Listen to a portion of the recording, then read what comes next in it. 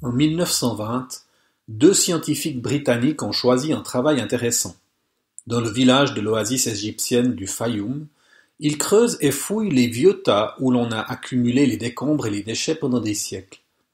Avec beaucoup d'intérêt, ils examinent ces décombres vraiment à la loupe.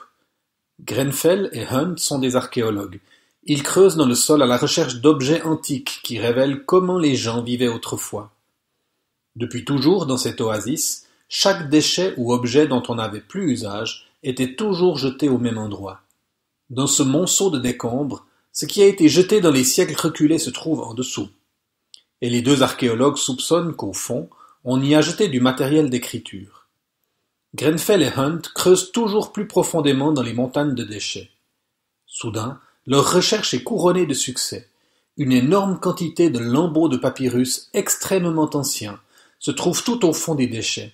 Ces pièces archéologiques sont transportées en Angleterre et déchiffrées. Elles finissent dans les tiroirs des musées et le temps passe sans que plus personne ne pense à elles. 15 ans plus tard, le chercheur Roberts examine à nouveau certains de ces morceaux de papyrus.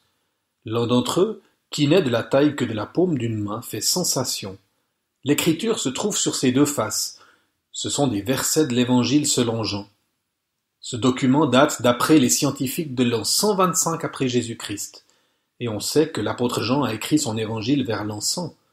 Sa copie, trouvée dans l'oasis égyptienne, est au point de vue du moment où elle a été faite toute proche de l'original. Mais ce fragment de papyrus, nommé P52 par les chercheurs, contient les mêmes mots que ceux de l'évangile que nous avons aujourd'hui. Les chrétiens d'autrefois avaient entre les mains la même vérité biblique que nous.